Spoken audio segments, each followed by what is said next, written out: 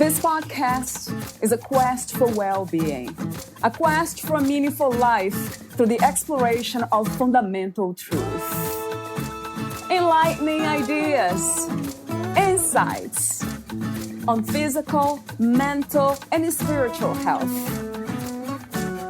The inspiration is love. The aspiration is to awaken new ways of thinking that can lead us to a new way of being well.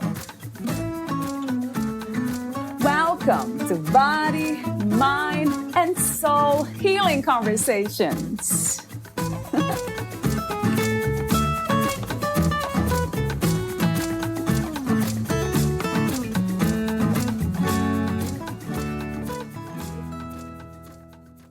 Shamanic healing includes a huge body of ancient wisdom technologies for engaging non-physical beings in the spirit realms to assist humans in healing, evolving, and harmonizing ourselves, our communities, and our relationships to all that is.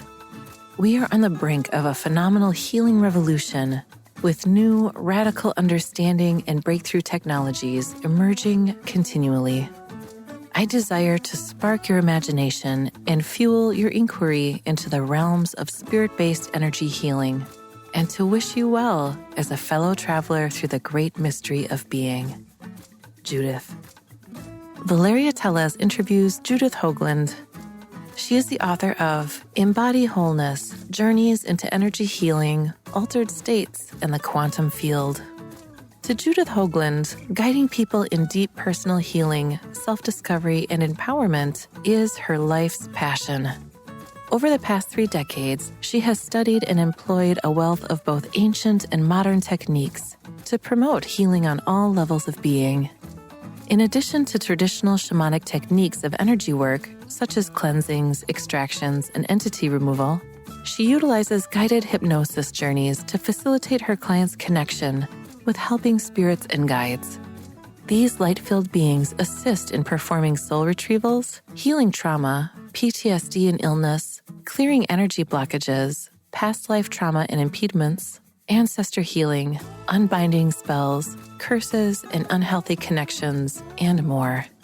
Every one of us carries archive trauma, either personal, ancestral, transpersonal, or all three. To be born into a physical body is to inherit some form of trauma. The energy blockages created by this suffering sooner or later create illness. In working through these layers of challenges, Judith has traveled extensively and worked with numerous healing modalities, including Sufi mysticism, Andean shamanism, Reiki, breathwork, meditation, hypnotherapy, plant medicine, and with a variety of native and shamanic healers. Yet, it has been through guiding and assisting others towards healing that her creative gifts have blossomed. She has been inspired to create a synthesis of techniques that open the doors for clients to receive extensive personal and family healing, as well as enduring spiritual guidance that transforms their lives. Energy healing and shamanic techniques open us to the realms of quantum reality that are potentially unlimited in scope and are thus effective both in person and remotely. In her private practice, Judith works with clients by guiding them through deep, introspective journey work at her home in Sonoma County, California. She also offers session by phone and internet. Her recent book details step-by-step guidelines that anyone can follow to learn these healing techniques. And she also offers workshops for in-person training of shamanic healing. Meet Judith at judithhoaglund.com. Here's the interview with Judith Hoaglund.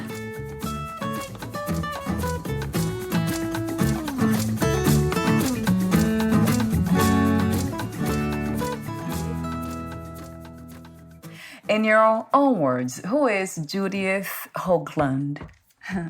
Well, I feel myself to be a multidimensional being.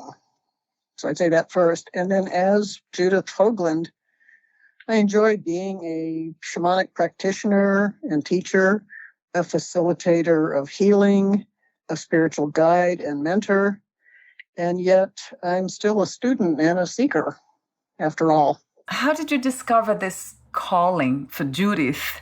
How did you answer that call, and how did you uncover the calling for doing what you do, Judith? Well, that's a very long story, but I'll try to make it succinct. Right. Because healing is something that I've been called to ever since I can remember. As a child, anyone who fell down and skinned their knees or bumped in their elbow or anything, I would take them home and wash out their wound and bandage them up. And so that healing wisdom and drive and just awareness has always been there. And then as I got older, I delved more into my own healing, emotional, psychological, mental, spiritual, and it just kind of evolved over time. The deeper I got into healing modalities, the more nourishing it became to my soul and to my being to follow this path. And so it just unfolded over time. Seems like it's how it happens for all of us. It's this unfolding experience of discovery, isn't it? Of who we are in a way. It's a beautiful thing. Yeah, I think that's life. Yeah, in your biography, you say, to me, guiding people in deep personal healing, self-discovery, and empowerment is my life's passion. That caught my attention. Two terms here, deep personal healing and empowerment. How does it feel to be there if there is a destination for these two ideas, deep personal healing and empowerment? Well, I don't think it's a destination. I think it's a journey for sure. But it's working with people who are willing to go into what's been buried in their subconscious, things that maybe parts of themselves they've disowned or trauma they've experienced that they couldn't digest and hold on to at the time, so it's been pushed into the subconscious. And then also maybe past life experiences, especially traumatic deaths, comes up a lot, that the person could not resolve at the moment of their death in a past life. And I don't know how that works, but somehow it is carried forward into this lifetime, and then can manifest certain types of illness. And then there's inherited trauma too. Your grandparents or someone in your ancestral lineage experienced something so horrific that they couldn't deal with it either, and they push that into their subconscious. And it's now well known that comes through epigenetically, even into the eggs of the mother, and then the fetus, and then is carried down the line. So the deep healing is being willing to go in there and look at what is driving you from the subconscious. It's like we get triggered and these things kind of go boing, they pop out. That means there's something in there that has not been resolved. And so it's going in there and taking a look at it and bringing it to light, accepting it, and resolving it. So that was the first part of your question. I'm not sure about the second part. Yeah. Now, it was empowerment. Would that lead us to empowerment? And if it does, how do you describe what empowerment is? Yeah, empowerment, it does lead to empowerment, yes. And to me, empowerment is having all the aspects of yourself up in the conscious, in your conscious awareness, and available to you to provide their gifts so that you feel whole and healthy and like all the parts of you are here, and you feel good about yourself. So you're coming from a place of internal strength, which I would call empowerment. Yeah, it's fascinating how wholeness can play or can appear as parts. It has been incredibly intriguing to me to see that. How is it possible, wholeness to divide? It's not possible, but it does, right? Yeah, that's the paradox.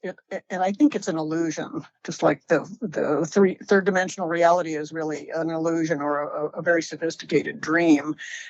I don't think we can ever, like you said, I agree, I don't think we can ever be divided. We are always whole. And yet, for the purpose of learning and growing, our evolution of our consciousness, we have the illusion of these parts are separated and buried and sequestered and not available. So really, as the Andean people say, it's the game of life. So we're actually playing a very sophisticated game of kind of hide and seek with ourselves in order to learn and grow. Were you able to see the big picture of that? Once we are evolved and we have grown enough, what would that look like, this reality on Earth? I don't think anyone knows that from this point, because I think it's endless. I think our potential for the growth of consciousness is infinite, as is the all that is. And yet, what I see us in at this particular point is entering fifth dimensional consciousness, which I'm not sure exactly what that is, but it's a higher and higher vibration until we are at a point where we again remember our oneness, that we are connected to everything that is, and all plants, all animals, all being. It's not just an idea, which it is now. We think about it and think, well, that would be a good idea. This is a direct, visceral knowing and experience that we are one being. And so I think that's where we're headed. That's the big picture that I see right now. Would that be the experience of unconditional love, as some say? Yes, I think so. I think that's the point, right, that we are able to manifest unconditional love for all beings. Talk to me for a moment about shamanic healing, and how did you discover it, and what is, for those who don't know, what is shamanic healing? Well, I'd have to start with shamanism first. And the word shaman and shamanism comes from a Siberian, a Tungic word for saman, one who sees, one who knows. And since we don't really have a word for that in English, we just took that word and made it English. Yet shamanic and shamanic healing, a shaman, first of all, is already in the state of being where they recognize that everything is consciousness. All things that exist, whether in physical manifested form or still in spiritual form, are all conscious. So trees, rocks, air, elements, people, all beings are conscious. And because they're conscious, we can have a relationship with them. And so shamanism is developing relationships with all beings. So this would be like your animal allies, for example. Say you have an owl that comes to you to help you, or maybe a plant comes to talk to you, or maybe your grandmother comes in, or some other being, some ascended master, or angelic beings, or even extraterrestrial beings. These are all part of shamanism, and they're all available for us to have relationships with. And so shamanic healing involves finding these different beings, the ones that are the appropriate being consciousness frequency to address the issue that the person has. Right. I hope that makes sense there. With that in mind, question that I often ask is, what are some of the obstacles to healing, to the growth and the evolution that we spoke earlier? What do you see there? Well, beliefs are a big part of the obstacle. One is thinking that somebody else is going to heal you, for one, and so giving over your power and expecting someone to heal you. Or also one I see is, mainly it's belief. People don't believe in past lives, or they don't believe in the spirit realm, or something like that. But the other one is kind of the reductionistic mentality of our Western allopathic medicine, which is looking for the cause, like the silver bullet, that there's one cause, and when you find that, then everything will be fixed.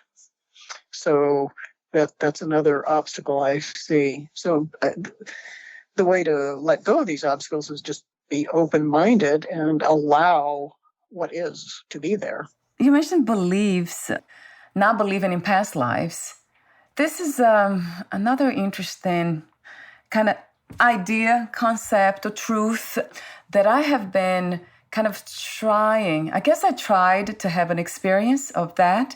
I had some glimpses of that. But for some reason, it was never a direct experience that I had with clarity.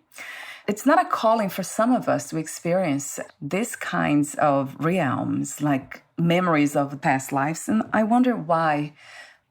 I would love to hear from you a bit more about that. Yeah, that's a good question. I have similar issues where I have friends and even clients who are extremely gifted. They're clairvoyant, clairaudient, clairsentient. They can travel these realms, some of them just at will, whereas I don't have that. I'm more intuitive. And so I just kind of know things. And I think it goes back to the game of life, that before we incarnate, we kind of set up what kinds of skills we're going to have, what kinds of abilities and skills and consciousness we're going to have to both make the game more interesting and also to encourage us to develop other aspects of ourselves that we might not have done if we had those other gifts. But I think it's intentional. I don't think that we're lacking anything, that we're defective or missing parts of ourselves. Yeah, I love that. That was a beautiful answer. Right, and comment. Yes, because if your life is as a whole, it's playing with the parts to get to the state of consciousness that is evolved, that would make sense that now we have different parts playing, doing what they do. So we all have these different assignments, and how fascinating just to talk about. It's just incredibly, kind of opens the heart even more. What is your idea of balance? That's a good question. So balance for me is like harmony, like in music, that everything is harmonious, everything is vibrating in such a way that it creates like a symphony instead of discordance. And also that the universe, as I see it, is completely balanced. At any moment, there is a complete balance of positive and negative charge of the duality that we're in. And so this balance is, I believe, part of the fabric of consciousness. And that goes back to the title of your book, which is, I love, as I said, off record, Embody, Wholeness. That's the main title. And then the subtitle is Journeys into Energy Healing, Altered States, and the Quantum Field. What was the inspiration to write your book, Judith? And not just the inspiration, but also the intention of writing it. Well, what was behind it was actually I have the pandemic to thank for my book, because once we had to stay home and we were all here sheltered in place, I had no excuse not to write it. Right. And I had been I'd been doing this work for decades, actually, and gradually expanding my abilities and teaching other people how to do it. And then I started doing the workshops where I would do weekend workshops where I would teach people each of these modalities and have them practice on each other to gain proficiency. And that's what I was doing. And I loved teaching those workshops. And then, of course, with COVID, that all came to a stop. And so the book became the next chapter of that. Is I would write the book, and in the book there are these step-by-step instructions with actual words to say and things to do that is nearly the same as the weekend workshops, except that you're not actually in person and doing it. But from what I'm hearing from my readers, many people are able to read the book and then follow the instructions and actually do the processes, which is amazing. And so the purpose of the book is to help people become their own healers and healers for their friends and family. I have heard that all healing is self-healing. Do you agree? Well, I would agree in that there's only one self, and we're all part of that one self. True. So yeah, healing is self-healing. But I think that's true. That if the person does not want to heal, there is nothing anyone can do to heal them. Another question I have for you, it's an open question, is intuition. You mentioned earlier being an intuitive. That seems to be like a fundamental exercise or practice for all of us. How did you kind of learned to know the difference between the voice of the intellect, rationality, intuition, and who knows, the universe or other people. How do we know the difference, Judith? Oh, that's a great question.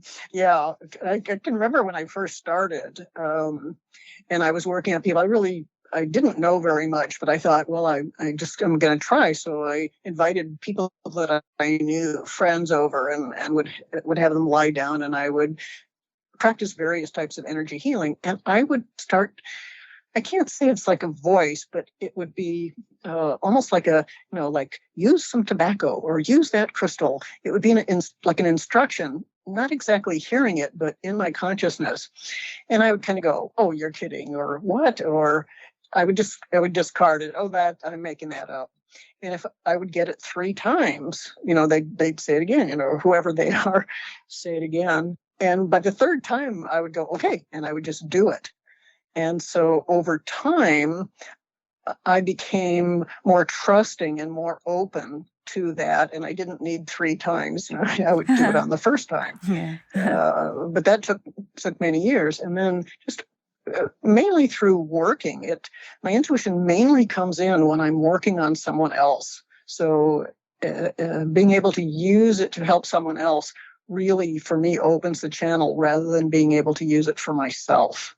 But it's just like you say, opening up to these other aspects of yourself. I think it comes from our higher selves. I think it comes from our guides and teachers and allies, and just being open to however it comes for you. Because some people see things, other people hear things, other people may smell or taste things, or there's just a knowing. So everyone's intuition is a little bit different. And I think the only way you develop the ability to use it is by doing it. Wow, I love that. So that's a form of relationship, isn't it? Of trust, creating that trust. Absolutely. Yeah, trust is, I think, the key issue. Yeah, because a lot of times we don't trust their voice, or it's not even a voice, the suggestions, because I can see that. And I wonder why sometimes it sounds out there, some of the suggestions, almost like for the intellect, it's too kind of far from the reality that the body's living right now. So sometimes I wonder why it goes in that direction. But it's very playful, right, Judith, in a way? Yeah, well, I think, my sense of that is there are many, many guides. Everyone has a whole host of guides, and your guides kind of span the spectrum from maybe animal allies to very, very high vibration, non-physical beings, say ultra-terrestrials or something like that, or angelic or archangelic. And those beings who have, like ascended masters, who have actually incarnated as a human being on Earth, they tend to give you intuitions that make more sense. Whereas beings who have never incarnated and really don't know what it's like to be a human can give you intuitions that, like you say, that to your intellect goes, what the heck? Yes. Because it's more difficult to translate that into our level of consciousness. And yet if you follow it, it'll be true. It'll be valid. Another question that comes with that, Judith, is mystical experiences. I know you had one you mentioned in a book at the age of 27. How do we learn to interpret them? In the same way that we learn to interpret our intuition, or mystical experiences are somehow different?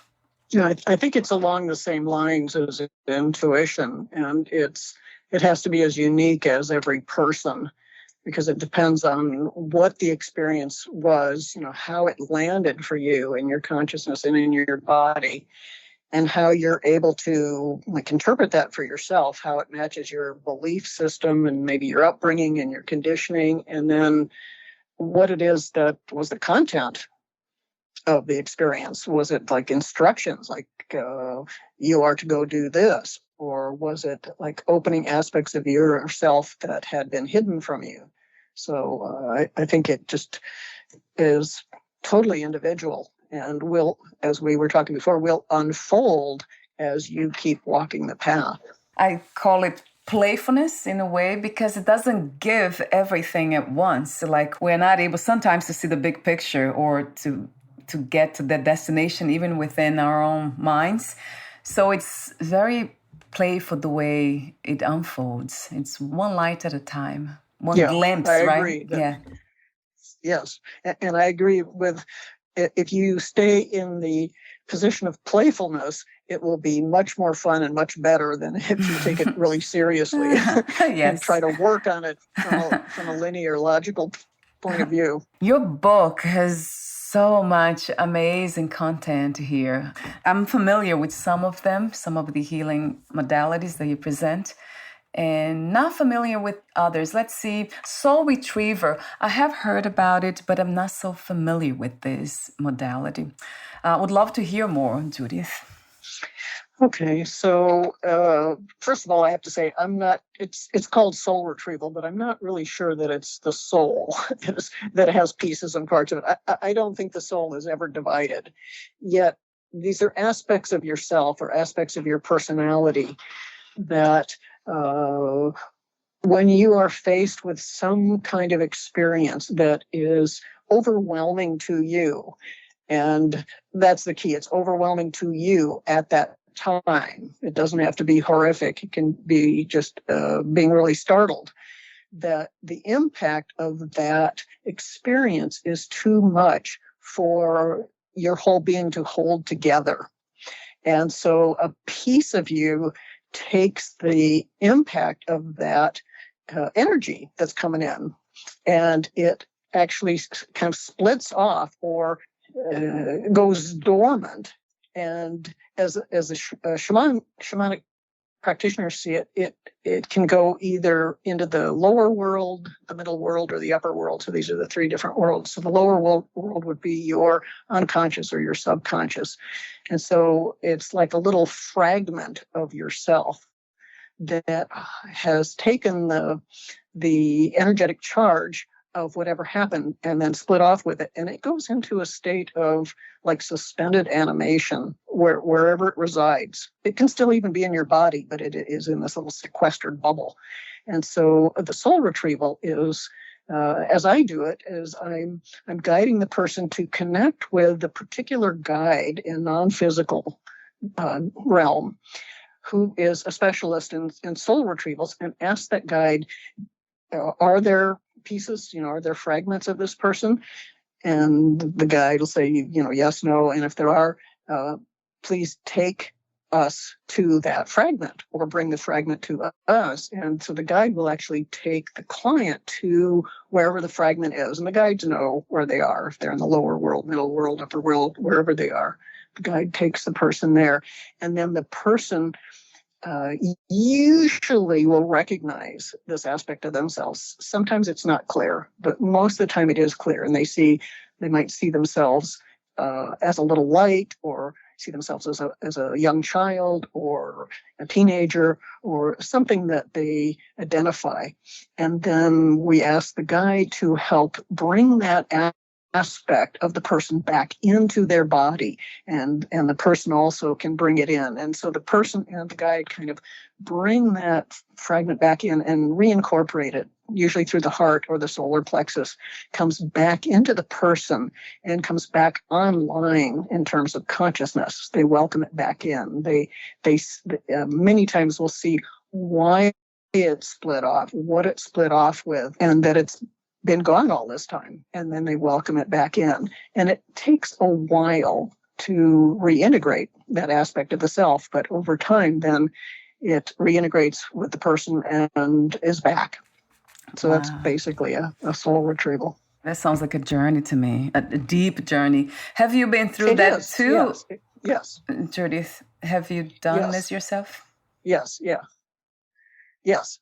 many times. Have a lot of experience with so many healing modalities, some of them Reiki, breath work, hypnotherapy, meditation, trance, dance, energy healing, sacred plant wisdom, and of course, numerous shamanic techniques. I'm reading some of the, I think I took this from your bio. Sacred plant wisdom, is that connected to psychedelics, or this is something that is just nature, the food we eat, for example, can deliver wisdom?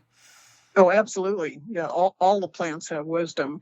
Yet what I'm talking about there is the master plants, which would be the psychedelic plants, master teacher plants, that when you commune with them, they have teaching and wisdom and healing that they offer you if you approach them in a sacred manner, so that they respond with their teaching.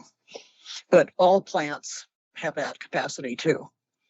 If you approach them with reverence and connect with the spirit of the plant, all plants will be able to teach you. There's something about psychedelics that has been very intriguing to me. I know it's not legal in the United States, maybe some parts of the United States. I believe Colorado, right, Judith? So Denver, Denver, Colorado. I think Denver, and then Oregon and Oakland, California, and I think Chicago yeah. Oh, Chicago too. Okay. I know Canada. Yeah, I interviewed some therapists. They work with that. And shamans too from Canada. They all use plant medicine there, psilocybin and others. So, but I wonder why it's not legal yet. Is that something that, because you just mentioned, if it's not used in a sacred way, then it could be quite the opposite, right? It could cause damage. Would that be the reason, the consequence? Yeah. Well, it's a carryover from the 60s, and having been through the 60s and with the Vietnam War, and Richard Nixon was terrified that if people took psychedelics, they wouldn't want to fight in the war, which is probably true. And so he really pushed to make these all illegal. And there was a considerable valid research going on at the time, and all of that was just stopped and made illegal, which was really a shame. So we're 40 years behind now where we would have been if that had been allowed to continue. Because what we're seeing now is it's so valuable with things like PTSD and OCD and other, especially mental and psychological conditions that do not respond to anything else. So they're very valuable as medicine. It seems like we are getting there again. I'm hoping in a way that happens. Yes, it'll be interesting to watch this unfold. Right? I agree. Yes. So, Judith, we're almost at the end. I do have a few more questions for you, but I want to say again that I really admire what you do and how you do it. This just being open to life and being in life itself, and letting this inspiration and this wisdom just to flow through you. And you wrote this book that offers so much. I want to thank you for that again. Oh, you're very welcome. It was definitely my pleasure to have done it. Yeah, thank you. I found it to be very nourishing and enlightening for me to have written the book. What is liberation to you? What is freedom from your perspective? For me, freedom is really deeply understanding who we are as multidimensional, eternal, infinite beings of spirit, and knowing that we are infinite and eternal, never-ending sparks from source gives us a level of freedom that I think nothing else can match. What do you love most about being in a human body? Oh, that is a fun question. Yes. Being in a human body to me is at first it was overwhelming as I remembered it, but the five senses that we have, these senses, smell, taste, touch, hearing, is really overwhelming. The input that's coming in all the time. And the level of consciousness that we have as a human being is really astounding. And I also love the fluidity of the body, that we can dance, we can run and jump and swim and move about. So there's a real fluidity to the human body that I really enjoy. Also, it's that there's aspects, especially the emotional aspects, that are apparently only available to us while we are here on the physical plane, and that you can't do some of this work in the other realms, in the spirit realm. That's why we incarnate. We have to come here, back here, to really work through a lot of the especially emotional and psychological issues that can only be done when you're in a human body. I mean, it has to be the most fascinating experience. I mean, the only experience to have, really, right, Judith? Because without the body, then it's not an experience anymore, is it? I don't think we call it experience. I'd have to agree with you. I don't think you have direct experiences when you're in the spirit realm. I think you just kind of know things and see things.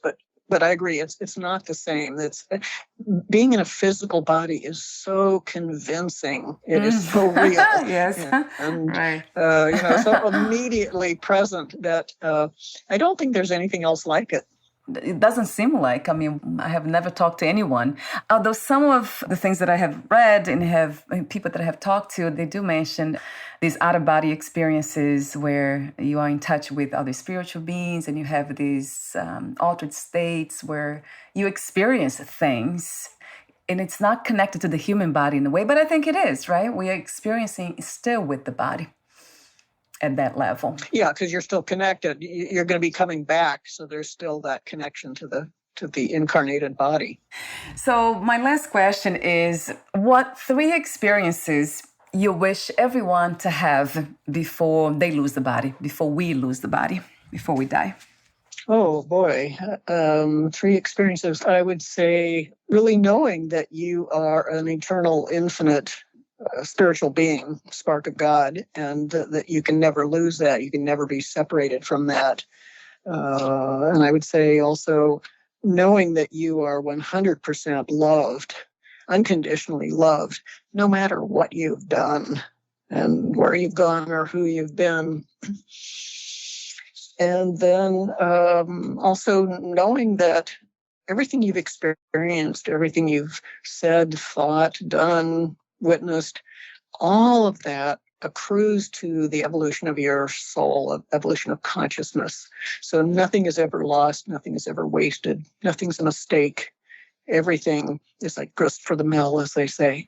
Yeah, I love your wisdom, of course. I call it spiritual wisdom, of course. Even the way you say that, it's coming from that place when you say knowing. So it's the experiencing of knowing, which is the experience of unconditional love in the human body or as the human body. And it's truly beautiful. Thank you so much, Judith, again, for being open to life. Yes, thank you, Valeria, for providing this platform and for the work you do. It's so very important to get this information out to anyone who's open to hearing it. Yeah, thank you for the encouragement. The body appreciates. Judith is the only part that complains sometimes. Right. And before we say goodbye, where can we find more information about you, your books, products, services, courses, and future projects? The best place would be my website, which is judithhoaglund.com. And I think that's probably right below where the recording is going to be. So that's the best place to find me. I'm also on LinkedIn and Alignable and a few other places, but the best place would be my website, judithhoaglund.com. Yes, and I'll have that on your podcast profile, of course. Thank you so much again for your presence, and we'll talk soon, Judith. Yeah, thank you. Thank you, Valeria. Bye for now.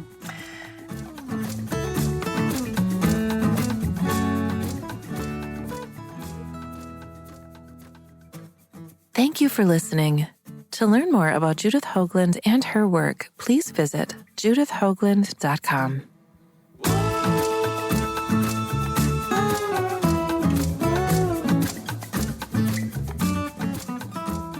To learn more about this podcast, please visit fitforjoy.org/podcast.